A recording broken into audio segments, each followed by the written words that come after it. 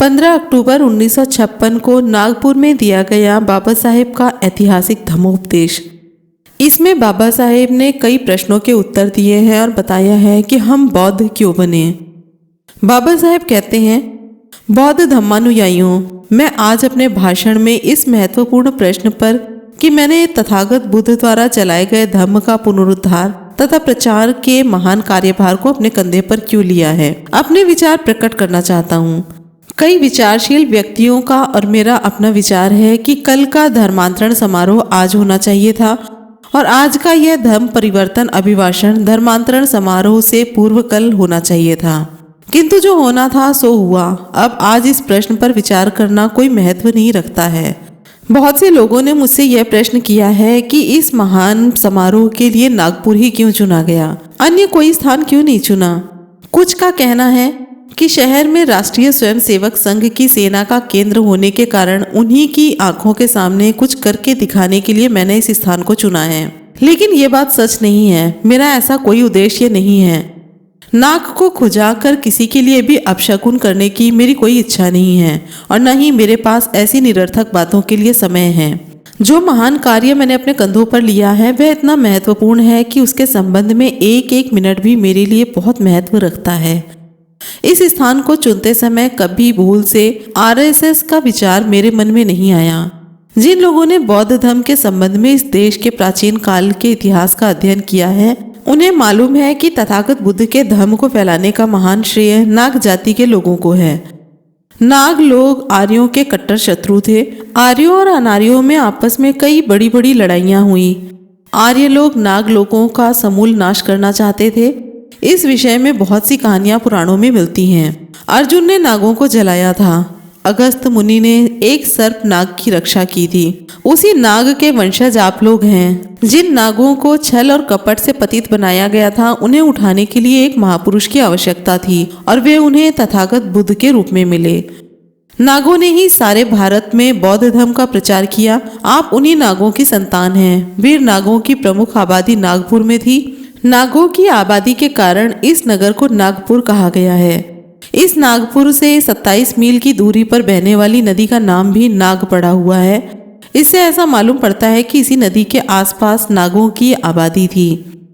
नागपुर को इस महान समारोह के लिए चुने जाने का यथार्थ में भी यही कारण है। दूसरा कोई कारण इसके पीछे नहीं है, इसलिए इसे कोई भी गलत ना समझे। किसी और बात पर आरएसएस के साथ विरोध संभव है, लेकिन इस स्थान को किसी ने भी उनको चिढ़ाने के लिए पसंद नहीं किया है। जिस महान कार्य को मैंने प्रारंभ किया है और जिसे आप सब लोगों ने स्वीकार किया है, उसकी बहुत से समाचार पत्रों ने बहुत ही कटु आलोचना की है। उनके मतानुसार मैं अपने बंधुओं को गलत मार्ग पर ले जा रहा हूँ। ये अस्पृश्य ऐसे ही अछूत बने रहेंगे। इस धर्मांतरण से हमारा कुछ भी भला नहीं होगा। कई पत्रों ने तो यहाँ तक भ्रामक व मिथ्या बातें कही हैं कि आज जो अछूतों को राजनैतिक अधिकार मिले हुए हैं, इस धर्मांतरण से वे सब समाप्त हो जाएंगे। यह सब पागलपन का प्रचार है। उन लोगों का कहना है कि नए रास्ते से ना जाकर पुराने रास्ते से या उसी पगडंडी से ही हमें जाना चाहिए। संभव है कि ऐसे व्यक्तियों का थोड़ा सा प्रभाव हमारे नौजवानों और बुजुर्गों पर अवश्य पड़े। इसलिए मैं इस प्रश्न का जवाब दिए बगैर नहीं रहना चाहता। संशय को दूर करने से हमारे आंदोलन को बल मिलेगा। इसलिए इसी प्रश्न पर मैं बहुत कुछ कहना चाहता हूँ। इसके आगे बाबा साहेब कहते हैं, महार चमार मरी हुई गाय भैंसों को ना उठाएं और ना मरी हुई गाय भैंसों का मांस खाएं। इस बात का प्रचार मैंने आज से 30 वर्ष पूर्व किया था। इस प्रचार से सवर्ण हिंदुओं को बड़ा आघात पहुंचा। मैंने उनसे पूछा कि गाय भैंसों का दूध तुम पियो और मरने पर उसे उठाकर हम बाहर फेंकें, ऐसा क्यों? अगर वे अपनी बूढ़ी माँ के मरने पर उसे खुद उठाकर ले जाते हैं तो मरी हुई गाय और भैंस को स्वयं क्यों नहीं उठाकर ले जाते? जब मैंने ऐसे प्रश्न उनके सामने रखे तो ये लोग बहुत चिढ़ गए। मैंने उनसे कहा कि अगर तुम अपनी मरी हुई माँ को बाहर फेंकने के लिए हमें दे दो तो हम अवश्य ही मरी हुई गाय को भी उठाकर ले जाएंगे। इस पर केसरी यानी कि ब्राह्मणों का समाचार पत्र में एक चित्त पावन ब्राह्मण ने कई पत्र प्रकाशित करके यह सिद्ध करने का प्रयत्न किया कि प्रत्येक वर्ष मृत पशुओं को न उठाने से महार चमारों को कितना नुकसान उठाना पड़ेगा। इसके लिए उन्होंने कई प्रकार के आंकड़े देखकर अपनी बात को सिद्ध करने का प्रयत्न भी किया। उनका कहना था कि एक मरे हुए पशु की हड्डी, दांतों, सींगों, आंतड़ियों आदि के बेचने से हर चमार को 500 या 600 रुपए का वार्षिक लाभ होता है, इसलिए मैं उनका नुकसान करा रहा हूँ। मेरे अछूत लोगों को ऐसा लगा कि आखिर मैं अपने लोगों के लिए यह क्या करने जा रहा हूँ। एक बार मैं संगमनेर, जो कि वर्तमान में कर्नाटक प्रांत में बेलगांव नामक एक तहसील है, वहां गया हुआ था। जिसने केसरी में पत्र प्रकाशित किए हुए थे वह मुझसे वहां पर मिला। उसने वही प्रश्न दोहराए। मैंने उसको जवाब दिया कि तुम्हारे प्रश्नों का जवाब मैं समय आने पर दूंगा। मैंने केसरी में प्रकाशित हुए सभी पत्रों के प्रश्नों का खुली सभा में यूं जवाब दिया कि मेरे लोगों के पास खाने के लिए अन्न नहीं है, स्त्रियों के पास तन ढकने के लिए कपड़ा नहीं है, रहने के लिए मकान नहीं है, उनके पास जोतने के लिए जमीन नहीं है, इसलिए वह दलित हैं, महादुखी हैं। मैंने सभी उपस्थित लोगों से इसके कारण पूछे। सभा में से किसी ने भी उत्तर नहीं दिया। यहाँ तक कि केसरी में पत्र लिखने वाले सज्जन ने भी, जो उस समय सभा में मौजूद था, उसने भी जवाब नहीं दिया।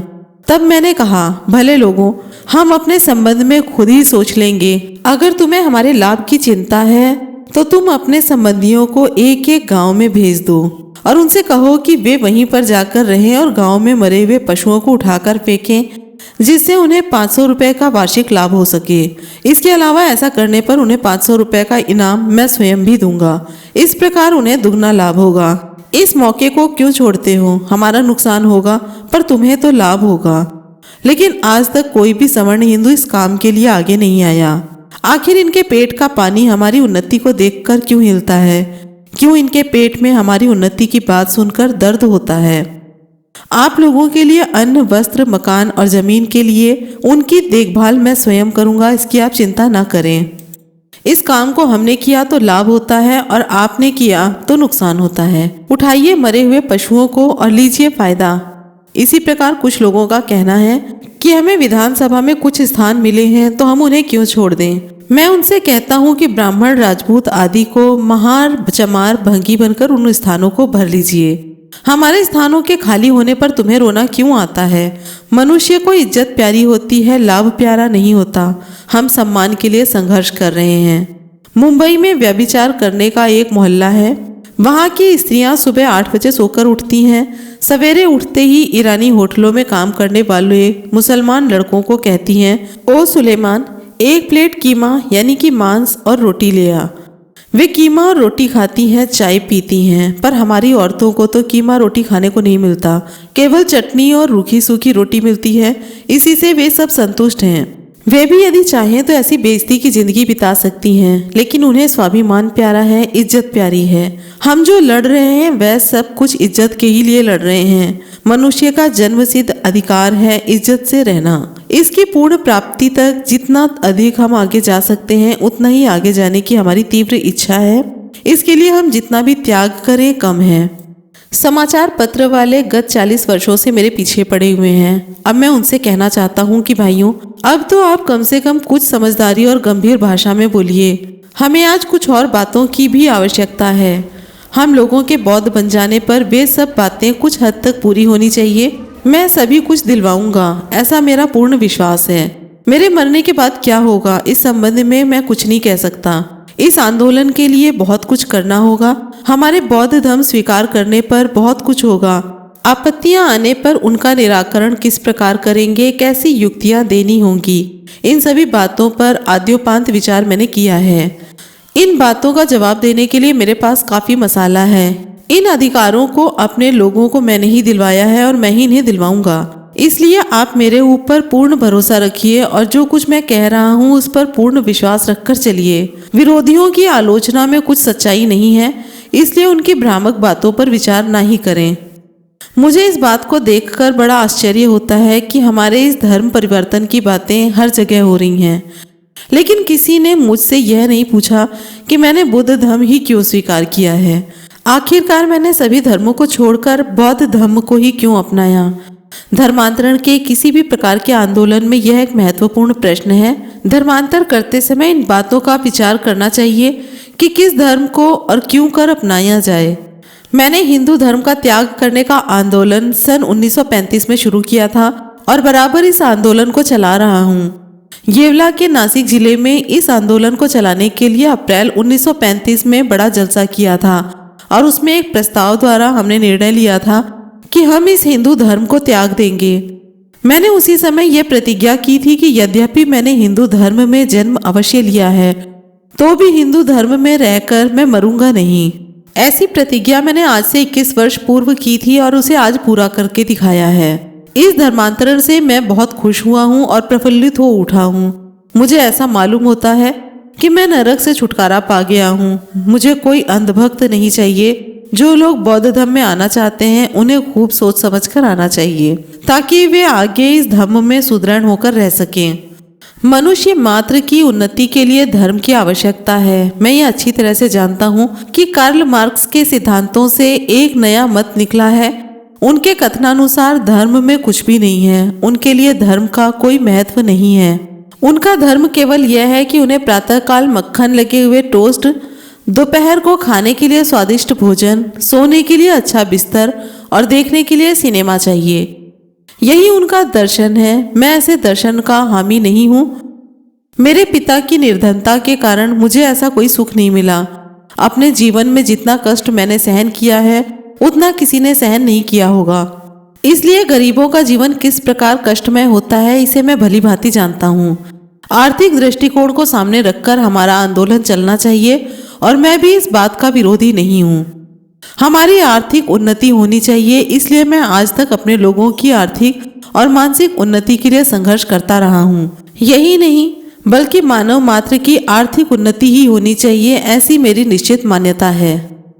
पशुओं और मनुष्यों में बड़ा अंतर है। इस संबंध में मेरे अपने विचार हैं। पशुओं को रोज खाने के लिए चारा चाहिए लेकिन मनुष्य को अन्न चाहिए। पशुओं को चारे के सिवा किसी और चीज की आवश्यकता नहीं होती, परंतु मनुष्य के शरीर के साथ मन भी है। इन दोनों बातों पर विचार करना चाहिए। मन का विकास होना बहुत जरूरी है। मन को पवित्र और सुसंस्कृत बनाना भी जरूरी है। जिन देशों के लोग ये समझते हैं कि खाने पीने का सुसंस्कारित मन के साथ कोई संबंध नहीं है, ऐसे देश और वहाँ की जनता से संबंध रखना मेरे लिए लाभप्रद नहीं होगा। जनता से संबंध रखते हुए इस बात का भी विचार करना चाहिए कि जिस प्रकार शरीर निरोग होना चाहिए उसी प्रकार शरीर को सुदृढ़ बनाने के लिए मन का भी सुसंस्कारित होना बहुत जरूरी है। अन्यथा यह कहना निरर्थक होगा कि मनुष्य विकास के पथ पर अग्रसर हो रहा है या उन्नति कर रहा है। मनुष्य का शरीर या मन रोगी क्यों रहता है? इसका कारण यह है कि मनुष्य को जब तक शारीरिक पीड़ा रहती है तब तक उसका मन अप्रसन्न रहता है। मन में उत्साह न हो तो उसका किसी भी कीमत पर उत्थान नहीं हो सकता। आखिर यह उत्साह क्यों नहीं रहता? उसका पहला कारण यह है कि मनुष्य को ऐसा विश्वास हो गया है कि उसे ऊपर उठने का अवसर नहीं मिल सकता। जब उसके पास आशा ही नहीं है तो उसके पास उत्साह के लिए स्थान कहाँ होगा? वह रोगी है। जिस मनुष्य को अपने कर्म का फल मिलता है उसी को आनंद मिलता है। स्कूलों में अगर मास्टर यह कहना शुरू कर दे कि यह कौन है, यह तो चमार है, यह चमार क्यों परीक्षा में प्रथम आया, इसे प्रथम वर्ग किस लिए चाहिए, इसे चौथे वर्ण यानी चौथे डिवीजन में पास होना चाहिए। प्रथम वर्ग में पास होना तो ब्राह्मणों का ही काम है। ऐसे हालात में उस चमार छात्र को क्या उत्साह मिलेगा? उसकी तरक्की कैसे होगी? उत्साह निर्माण का मूल कारण तो मन है। जिसका शरीर और मन मजबूत होता है वह धैर्यवान होता है। हिंदू धर्म का दर्शन ऐसी असमानता और ऐसे अनेकानेक अन्यायपूर्ण सिद्धांतों पर आधारित है कि इस धर्म से किसी को कोई उत्साह आज तक नहीं मिला। अगर यह धर्म हजारों वर्षों तक भी रह सकेगा तो केवल इतना ही होगा कि पेट भरने के लिए कुछ बाबू पैदा होंगे जो अपने पेट भरने के सिवाय और कुछ नहीं कर सकेंगे। फिर ऐसे क्लर्कों की रक्षा करने की आवश्यकता होगी। आम अछूतों की भलाई के बारे में ना तो कभी कोई सोचेगा और ना ही उसकी कभी भलाई होगी। मनुष्य के उत्साह का कारण अगर कोई है तो वह है मन। आप मिल के मालिकों को जानते हैं। वे मिलों में मैनेजर नियुक्त करते हैं। उनका काम मिल के मजदूरों से काम लेना होता है। ये मिल मालिक किसी न किसी व्यसन में फंसे होते हैं क्योंकि उनका मन स्वच्छ और सुसंस्कृत नहीं होता। अपने मन का विकास करने के लिए हमने आंदोलन किया। मैंने शिक्षा कैसे प्राप्त की? मैं गरीबी के कारण लंगोटी में ही स्कूल जाता था। स्कूल में मुझे पीने का पानी भी नहीं मिलता था। पानी के बगैर मैंने कई दिन बिताए। मुंबई नगर के एल्फिंस्टन कॉलेज में भी यही हाल था। अगर ऐसी ही परिस्थिति रही तो इससे दूसरी परिस्थिति क्या पैदा हो सकती है? केवल गुलाम क्लर्क ही पैदा होंगे, तब अछूतों की भलाई क्या होगी?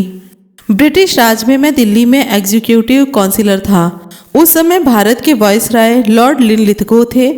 उनसे मैंने एक दिन कहा कि आप मुसलमानों के नाम पर अलीगढ़ विश्वविद्यालय को 3 लाख रुपए और हिंदुओं के नाम पर बनारस विश्वविद्यालय को 3 लाख रुपए देते हो, परंतु हम ना तो हिंदू हैं ना ही मुसलमान।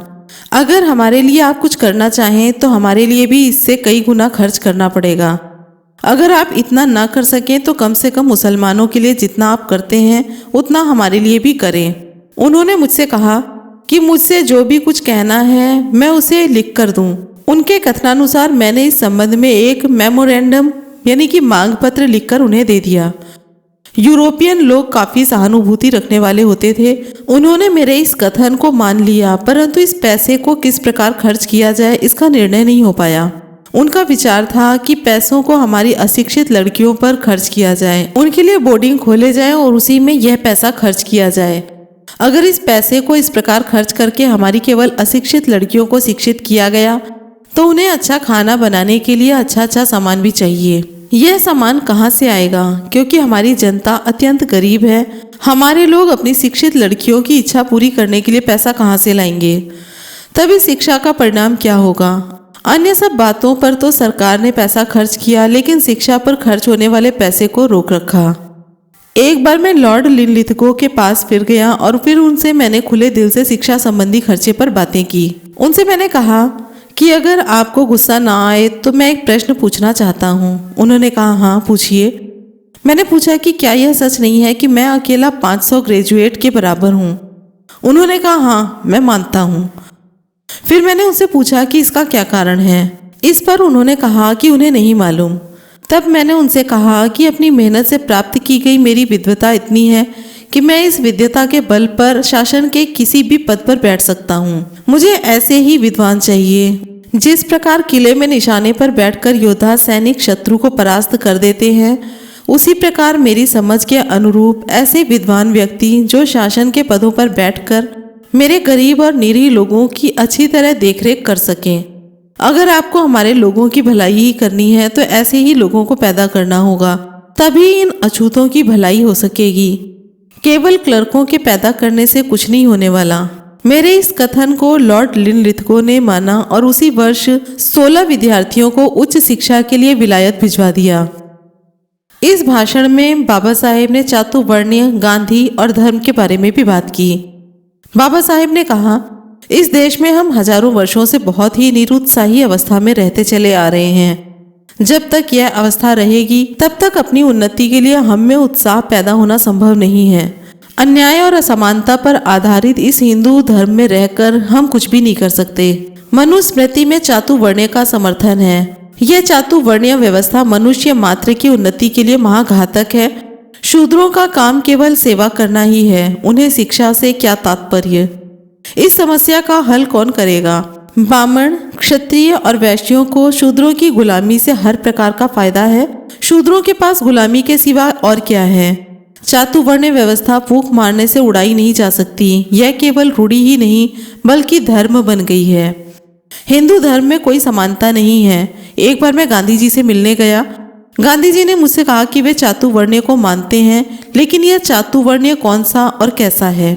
इस बात को समझाने के लिए मैंने अपनी उंगलियों को एक के ऊपर एक करके बताते हुए कहा कि यह चातुर्वर्ण्य सीधा है या उल्टा, इसका आदि और अंत कहाँ है? गांधी जी इस बात का जवाब नहीं दे सके। जिन लोगों ने हमारा नाश किया है उनका यह अन्यायपूर्ण धर्म इनके सामने ही नष्ट हो जाएगा। मैं हिंदू धर्म पर बेकार ही आरोप नहीं लगाता। इस पापमयी धर्म में किसी भी प्रकार का उद्धार नहीं हो सकता। यह धर्म नष्ट हो चुका है, इसमें कोई जान नहीं है। हमारा देश विदेशियों का गुलाम क्यों बना? यूरोप में सन 1939 से लेकर 1945 तक दूसरा महायुद्ध हुआ। जितनी फौज लड़ाई में लड़ती थी उतनी ही फौज रोज भर्ती हो जाती थी। उस समय किसी ने यह नहीं कहा कि युद्ध जीतने का श्रेय किसी एक को ही प्राप्त होता है। यह सभी देशवासियों का महान श्रेय था। हमारे देश की तो बातें ही निराली रही हैं।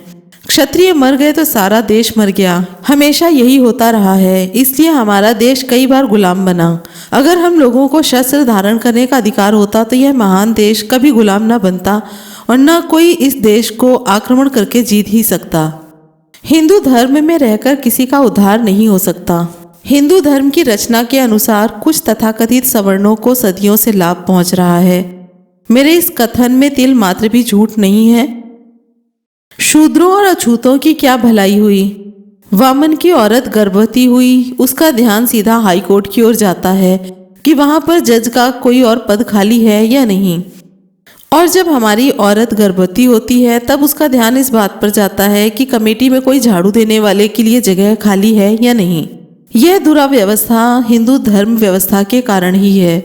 इसमें रहकर हमारी क्या भलाई हो सकेगी। अगर हमारी भलाई होगी तो केवल बौद्ध धर्म में ही होगी।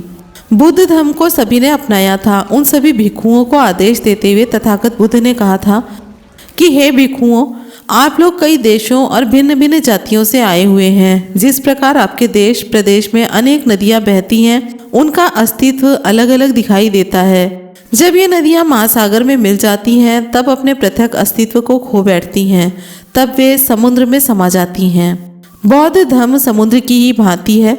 इस संघ में सभी एक है और सभी बराबर हैं। समुद्र में गंगा या यमुना के मिल जाने पर उसके पानी को अलग पहचानना कठिन है। इसी प्रकार आप लोगों के बौद्ध संघ में आने पर सभी एक हैं, सभी समान हैं। इस प्रकार की बातें कहने वाला एक ही महापुरुष हुआ है और वह महापुरुष है तथागत बुद्ध। आप लोग मुझ पर कई बार ये प्रश्न करते हैं कि मैंने धर्मांतरण करने के लिए इतना समय क्यों लगाया, इतने दिन तक मैं क्या कर रहा था। ये प्रश्न महत्वपूर्ण है। धर्म के तत्वों को दूसरों को समझाना आसान काम नहीं है। यह अकेले व्यक्ति का भी काम नहीं है। धर्म के संबंध में आप विचार करके देखें तो मेरी बात आपकी समझ में आ जाएगी। आज मेरे ऊपर कितनी बड़ी जिम्मेदारी है, उतनी संसार में किसी पर नहीं है। यदि मैं अधिक समय तक जीवित रहा तो वह सब काम पूरा करके दिखाऊंगा। कुछ लोग कहेंगे कि अछूतों के बौद्ध बनने पर क्या होगा। इस संबंध में मेरा इतना ही कहना है कि इस प्रकार का प्रश्न आप लोगों को नहीं पूछना चाहिए, क्योंकि ऐसे प्रश्न धूर्ततापूर्ण हैं। धनी लोगों को धर्म की आवश्यकता नहीं है। उनमें जो लोग ऊंचे पदों पर आसीन हैं, उनके पास रहने के लिए अच्छा बंगला है, उनकी सेवा करने के लिए उनके पास धन है, उनके पास नौकर चाकर हैं और उनके पास सब कुछ है। ऐसे लोगों द्वारा बौद्ध धर्म को अपनाने या उस पर विचार करने की कोई आवश्यकता नहीं है। धर्म की जरूरत केवल गरीबों के लिए होती है। दुखी और पीड़ित लोगों के लिए धर्म की जरूरत होती है। गरीब मनुष्य सदा ही आशा पर जीता है। जीवन का मूल आशा में है। अगर यह आशा नष्ट हो गई तो जीवन कैसे चलेगा। धर्म सभी को आशावादी बनाता है। गरीबों पीड़ितों को यही संदेश देता है कि घबराने की कोई आवश्यकता नहीं है, क्योंकि जीवन आशादायक है और ऐसा ही आगे भी रहेगा। यही कारण है कि गरीब या पीड़ित व्यक्ति धर्म को अपने में चिपका कर रखता है। जब यूरोप में ईसाईयत का प्रचार हुआ, उस समय रोम के आसपास सभी देशों की दशा बहुत खराब थी। लोगों को पेट भरकर खाना भी नहीं मिलता था। उस समय पेट भरने के लिए गरीब लोगों को खिचड़ी बांटी जाती थी। उस समय इन लोगों में ईसाई मत का प्रचार हुआ। दुखी और पीड़ित लोग इस धर्म के अनुयायी बने। यूरोपीय विद्वान मिस्टर गिबन ने एक बार कहा था कि ईसाई धर्म भिखारियों का धर्म है जो यूरोप का धर्म बन गया है। इसका जवाब देने के लिए मिस्टर गिबन आज जीवित नहीं है। अगर वे जीवित होते तो शायद अपनी बात का जवाब वे खुद ही पा लेते। कुछ लोग अवश्य यह कहेंगे कि यह बौद्ध धर्म भंगी चमारों का धर्म है। वामन लोग बुद्ध धर्म को भी भो गौतम कहकर पुकारते थे। ब्राह्मण भगवान को इस प्रकार अपशब्द कहकर चिढ़ाया करते थे। लेकिन आप जानते हैं कि विदेशों में राम कृष्ण और शंकर की मूर्तियों को खरीदने के लिए रखा जाए तो कोई नहीं खरीदेगा। अगर बुद्ध की मूर्ति रखी जाए तो एक भी मूर्ति नहीं बचेगी। भारत में जो होना था वह बहुत कुछ होता रहा और बाहर भी देखो। बाहर अगर किसी का नाम प्रसिद्ध है तो केवल तथागत बुद्ध का। हम अपने मार्ग से जरूर जाएंगे, वे अपनी राह से जाएं। हमें नया रास्ता मिल गया है। यह आशा का प्रतीक है। अभ्युदय और उत्कर्ष का महान मार्ग है। यह मार्ग नया नहीं है, इसे हम कहीं से लाए नहीं हैं। यह श्रेष्ठ मार्ग यहीं का है, यह भारतीय है। इस देश में 2000 पूर्व भी बौद्ध धर्म था। इसका हमें दुख है कि हमने इस धर्म को पहले क्यों नहीं अपनाया। तथागत बुद्ध के धर्म का सार तत्व अजर अमर है। फिर भी बुद्ध ने अपने सिद्धांतों के अपरिवर्तनीय होने का दावा नहीं किया। इस धम्म में समयानुसार बदलने की शक्ति है। इतनी उदारता किसी अन्य धर्म में नहीं है। इस देश से बौद्ध धर्म के नाश का मुख्य कारण इस देश पर मुसलमानों का अमानुषीय आक्रमण था। इस आक्रमण में हजारों मूर्तियां तोड़ी गई, भिक्षु मारे गए। इन आक्रमणों से घबराकर बौद्ध भिक्षु दूसरे देशों में भाग गए। कोई तिब्बत गया, कोई चीन गया, कोई कहीं गया और कोई कहीं। इसका परिणाम यह हुआ कि यहाँ पर भिक्षुओं का अभाव हो गया। उत्तर पश्चिम प्रांत में एक ग्रीक राजा था, उसका नाम था मिलिंद। उसे धर्म चर्चा में बहुत रुचि थी। उसने हिंदू धर्म के शास्त्रों के पंडितों के साथ कई बार वाद विवाद करके उन्हें हरा दिया था और कईयों को निरुत्तर कर दिया था। एक दिन उसने चाहा कि बौद्ध धर्म के विद्वानों के साथ भी वाद विवाद करूं। इसलिए उसने अपने सेवकों को आदेश दिया कि जब कभी उनके राज्य में कोई बौद्ध धर्म का पंडित यानी कि विद्वान नजर आए तो उसे उनके पास लाया जाए। तब स्थानीय बौद्ध मतावलंबियों ने महापंडित और धर्म धुरंधर भिक्षु नागसेन जी से प्रार्थना की कि वे राजा के पास जाकर वाद विवाद में बौद्ध धर्म का मंडन करें। भिक्षु नागसेन बहुत बड़े विद्वान थे। नागसेन और मिलिंद के बीच जो पारस्परिक वाद विवाद हुआ उस सबको पुस्तककार यानी कि मिलिंद प्रश्न में छापा गया है। मिलिंद ने एक प्रश्न किया कि धर्म की ग्लानि क्यों होती है। नागसेन ने इसका उत्तर देते हुए इसके 3 कारण बताए। पहला यह कि सच्चा धर्म ही सदा बना रहता है। जिस धर्म के मूल में गंभीरता नहीं होती वह धर्म केवल तत्कालिक धर्म होता है और समय बीतने पर ऐसा धर्म टिका नहीं रहता। दूसरा कारण यह होता है कि जब धर्म प्रचार करने वाले विद्वान ही नहीं रहते तब धर्म की ग्लानि या हानि होती है। ज्ञानी लोगों को धर्म ज्ञान की चर्चा करनी चाहिए। विरोधियों के वाद विवाद का खंडन करने के लिए धर्म के प्रचारक ना हो तो भी धर्म की हानि होती है। तीसरा कारण यह है कि धर्म और धर्म के तत्व विद्वानों के लिए होते हैं। साधारण लोगों के लिए मंदिर या विहार होते हैं जहां पर जाकर जनता अपनी श्रेष्ठ विभूतियों की पूजा करती है। आप लोगों को इस महान बौद्ध धर्म को स्वीकार करते हुए इन बातों का ध्यान रखना चाहिए। ऐसा कभी नहीं समझना चाहिए कि बौद्ध धर्म के तत्व केवल कुछ समय के लिए हैं।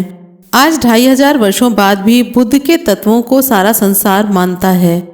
अकेले अमेरिका में बुद्ध धर्म के अनुयायियों की 2000 संस्थाएं हैं।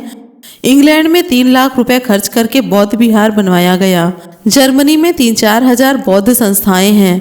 बुद्ध तत्व अजर अमर है। फिर भी बुद्ध ने अपने दर्शन के महान होने का कभी दावा नहीं किया और न उन्होंने कभी यह कहा कि उनका धर्म ईश्वरीय है। भगवान ने तो यही कहा था कि मेरे पिता और मेरी माता दोनों सामान्य मनुष्यों की भांति हैं। जिन्हें वह धर्म अच्छा लगे वे इसे अपनाएं, क्योंकि इतनी उदारता की बातें किसी दूसरे धर्म में नहीं मिलेंगी। दूसरे धर्मों और बौद्ध धर्म में महान अंतर है। बौद्ध धर्म की महान बातें आपको दूसरे धर्मों में नहीं मिलेंगी, क्योंकि दूसरे धर्मों में मनुष्य और ईश्वर के गहरे संबंध को बताते हैं। दूसरे धर्म कहते हैं कि ईश्वर ने संसार को रचा है, उसी ने ही आकाश, वायु, इंद्र, सूरज और सब कुछ पैदा किए हैं। ईश्वर ने सब कुछ हमारे लिए कर दिया, कुछ शेष नहीं रखा, इसलिए हम ईश्वर की उपासना और भजन ही करते रहें। ईसाई धर्म के अनुसार मरने के बाद एक निर्णय का दिन यानी डे ऑफ जजमेंट होगा। उसी के निर्णय के अनुसार सब कुछ निर्धारित होगा। ईश्वर और आत्मा के लिए बौद्ध धर्म में कोई स्थान नहीं है। तथागत बुद्ध ने कहा है कि संसार में सब जगह दुख है। 90% लोग दुखी हैं, पीड़ित हैं। दुख से पीड़ित गरीब लोगों का उद्धार करना ही बौद्ध धर्म का मुख्य ध्येय है।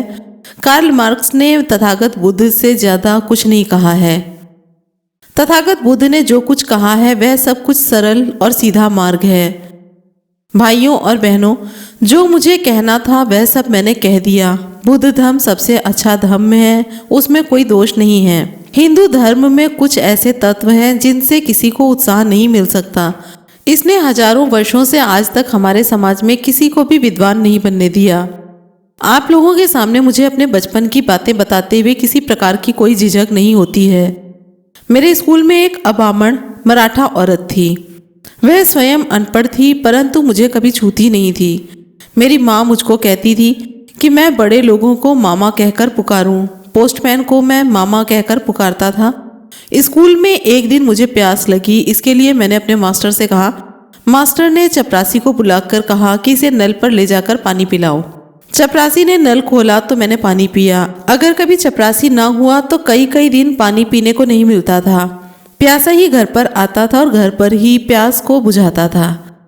जब मैं पढ़कर वापस आया तब मुझे डिस्ट्रिक्ट जज बनने के लिए कहा गया, लेकिन इस रस्सी को मैंने अपने गले में नहीं बंधवाया, क्योंकि मेरे नौकर हो जाने पर मेरे लोगों की सेवा कौन करेगा। इसी विचार को ध्यान में रखकर मैं नौकरी के चक्कर में नहीं पड़ा। व्यक्तिगत रूप से इस देश की किसी भी रूढ़ी या बात का विरोध करना मेरे लिए कठिन नहीं है। आप लोगों के सिर पर वैश्यों, क्षत्रियों और ब्राह्मणों ने पहाड़ खड़ा किया हुआ है, उसको किस प्रकार उल्टा किया जाए या तोड़ा जाए, यह एक बहुत ही महत्वपूर्ण सवाल है। इसलिए मैं चाहता हूं कि इस धम्म का पूर्ण ज्ञान कराऊं, यह मेरा कर्तव्य भी है। इस कार्य के लिए मैं पुस्तकें लिखकर और आप लोगों की शंकाएं दूर करके पूर्ण ज्ञान प्राप्त कराऊंगा। आज मुझ पर विश्वास रखकर चलिए। आप पर अब काफी जिम्मेदारी आ पड़ी है, यह भारी चीज है। आप लोगों को ऐसे काम करने चाहिए जिससे सभी आपका आदर करें। आप इस धम्म को ऐसा ना समझें कि आपने गले में मिट्टी का घड़ा बांध लिया है। बौद्ध धर्म की दृष्टि से भारत की भूमि अब सुनसान जंगल की भांति है, इसलिए आपका परम कर्तव्य है कि आप इस पवित्र धर्म को उत्तम रीति से पालने की प्रतिज्ञा करें, अन्यथा इस धर्म परिवर्तन की निंदा होगी। आज आप सभी प्रतिज्ञा करें कि आप सभी बौद्ध न केवल अपना बल्कि अपने साथ देश का और इसके साथ सारे संसार का उद्धार करेंगे। संसार का उद्धार बौद्ध धर्म से ही होगा। संसार में जब तक न्याय को स्थान नहीं मिलेगा तब तक शांति स्थापित नहीं हो सकती। यह नया काम बहुत ही सर्वाधिक जिम्मेदारी का है। इसे पूरा करने के लिए आपने दृढ़ संकल्प किया है। हमारे नौजवानों को बहुत कुछ करना है। इस बात को पूर्ण रूप से आपको ध्यान में रखना चाहिए। आप लोग केवल पेट के ही पुजारी ना बने, आप कम से कम अपनी आमदनी का 20वां भाग इस पवित्र धर्म प्रचार के लिए दान देने का निर्णय करें।